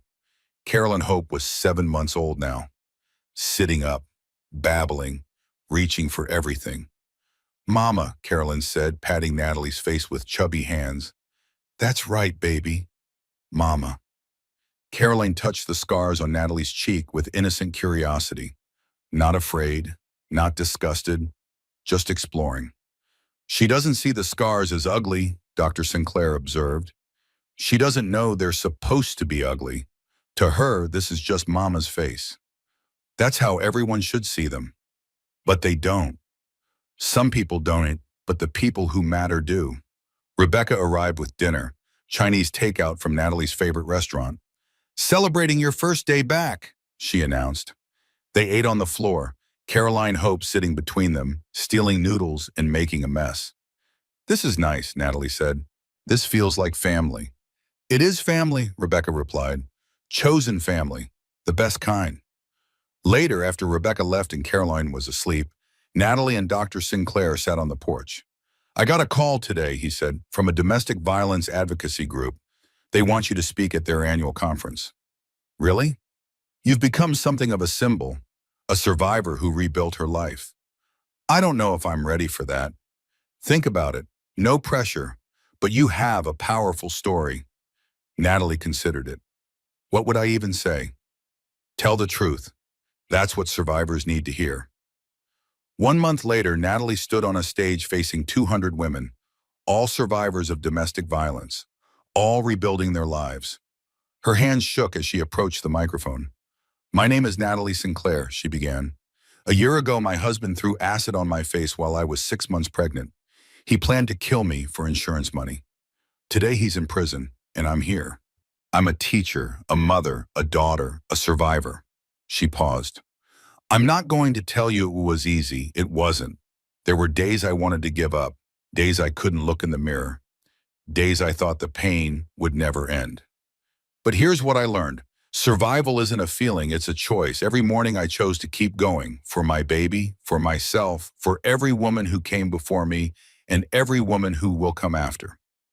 If you're waiting for it to get bad enough to leave, it's already bad enough. You don't owe him another chance. You owe yourself a future. And to those of you who have already left, who are rebuilding, who are wondering if you'll ever feel whole again, you will. Maybe not the same as before, but better, stronger, more you than you've ever been. The acid took my face, but I took back my life, and that's the best revenge of all. Standing ovation, women crying, hugging each other, hugging Natalie. One woman approached after. Thank you, she said. I left my husband 3 months ago. Some days I regret it. Today you reminded me why I had to. You're brave, Natalie told her. So are you. After the conference, Natalie felt something shift. Her trauma had purpose. Her pain could help others. She started speaking regularly, at shelters, support groups, schools. Always the same message. You are stronger than you know. 1 year after the attack, Natalie and Dr. Sinclair visited Emma's grave. It was a small headstone in a quiet cemetery. Emma Sinclair, beloved wife and mother. Hi, Emma, Dr. Sinclair said quietly. I brought someone to meet you. Well, to meet you again. This is Caroline, our daughter. I found her. Natalie stood beside him, holding baby Caroline Hope. I wish I remembered you, Natalie said. But I remember the lavender and the singing. Thank you for that. They stood in silence for a while. Then Natalie said, I named my daughter after the little girl you loved, Caroline Hope, because even though you were sick, you loved me, and I wanted to honor that. As they left the cemetery, Dr. Sinclair took Natalie's hand. Your mother would be proud of you. You think? I know. She was a fighter too, before the illness. You have her strength. I have yours too. Then you're unstoppable. That night, as Natalie put Caroline Hope to bed, she sang the Lavender Lullaby, the one Emma sang, the one Dr. Sinclair still sang. The circle was complete.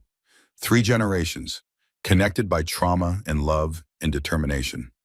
Natalie looked at her daughter sleeping peacefully, at the nursery her father had built, at the life she had reconstructed from ashes. I did it, she whispered. We did it, baby girl. We survived, and now we're thriving. She touched her scars gently, not with shame, with acknowledgement. You're part of me now, she told them. You're proof I survived. Thank you for reminding me I'm stronger than I ever knew. And for the first time since that terrible night, Natalie felt beautiful. Not despite her scars, because of what they represented. Survival, strength, second chances. She was Natalie Sinclair, teacher, mother, daughter, survivor. And she was exactly where she was supposed to be. 2 years after the attack, Natalie stood in her bathroom getting ready for an important day. She looked in the mirror, really looked. The scars were still there. They would always be there, but they had faded, softened, become part of her landscape rather than the whole story. She saw her mother's eyes, her father's smile, her own hard-won strength. Hello, Natalie, she said to her reflection. You're still here, still fighting, still beautiful. Caroline Hope toddled into the bathroom, her little red rain boots squeaking on the tile. Yes, red rain boots with frogs. Dr. Sinclair had found an identical pair online. Caroline loved them as much as little Caroline Sinclair had 27 years ago. Mama, Mama, boots, Caroline announced, lifting one foot proudly. I see your boots, baby. They're perfect. Natalie finished getting ready and headed downstairs. Today was the grand opening of the Caroline Hope Center, a domestic violence resource center that Natalie had helped establish. Funded partly by her settlement from Blake's insurance company and partly by donations, the center would provide emergency housing, legal aid, counseling, and job training for survivors. Dr. Sinclair was already in the kitchen making breakfast. He had retired from surgery 6 months ago to focus on being a grandfather and supporting Natalie's advocacy work. Big day, he said, handing her coffee. Huge day. Nervous? Terrified. Good, that means it matters. Rebecca arrived to help with Caroline Hope. She would watch the toddler during the opening ceremony. Look at you, Rebecca said, hugging Natalie. Opening a domestic violence center. Speaking to senators, changing lives. Who would have thought? Not me, Natalie admitted. 2 years ago, I thought my life was over. It wasn't over. It was just beginning. The opening ceremony was emotional. 50 women attended, all survivors, some from Natalie's speaking events, some from local shelters, all looking for hope. Natalie cut the ribbon with shaking hands. I dedicate this center to every woman who has ever been told she's worthless, she said to the crowd.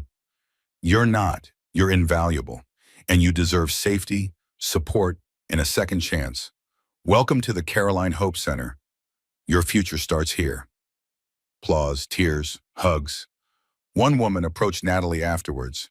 She was young, maybe 23, with a black eye and a toddler on her hip. I left yesterday, the woman said quietly. I have nowhere to go. Can you help me? Yes, Natalie said immediately. Come with me. She personally helped the woman get intake paperwork started, found her temporary housing, connected her with legal aid. Why are you being so nice to me? The woman asked. Because someone was nice to me when I had nowhere to go, and now I'm paying it forward.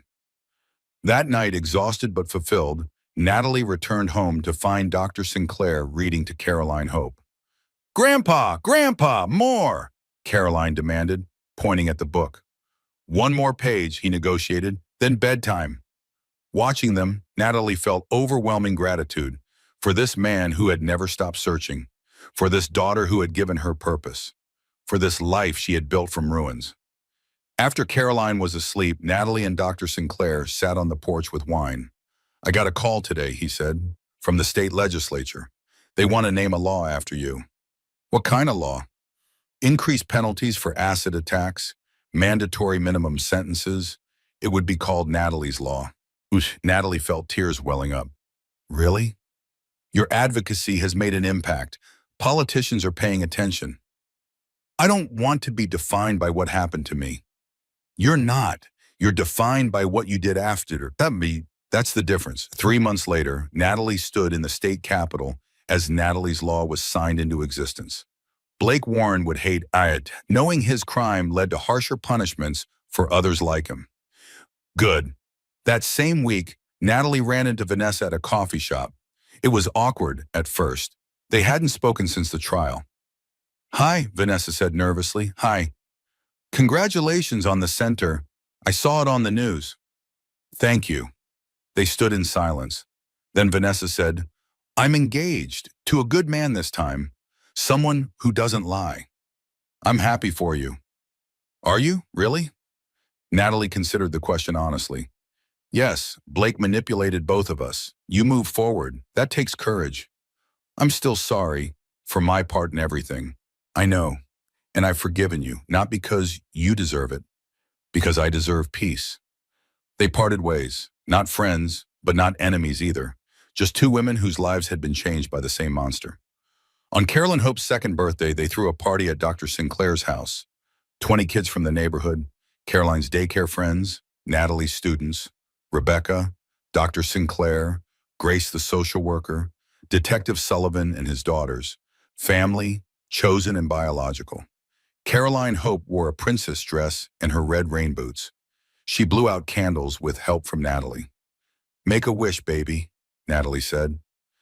Caroline closed her eyes and wished for something only a 2-year-old could understand. Probably more cookies. As the party wound down and guests left, Natalie found herself alone in the kitchen with Dr. Sinclair. Thank you, she said. For what?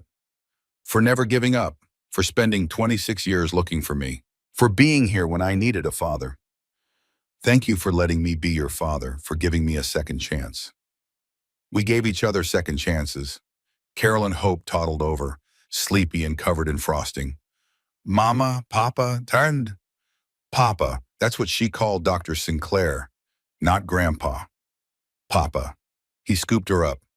Bedtime for birthday girls. Later, after Caroline was asleep, Natalie sat in the nursery watching her daughter breathe. She thought about how far she had come, from that terrible night when Blake threw acid, to this moment. 2 years, a lifetime. She was not the same person. She would never be that person again. But she was better, stronger, more herself than she had ever been. She touched her scars one last time. Thank you, she whispered, for reminding me I'm a survivor.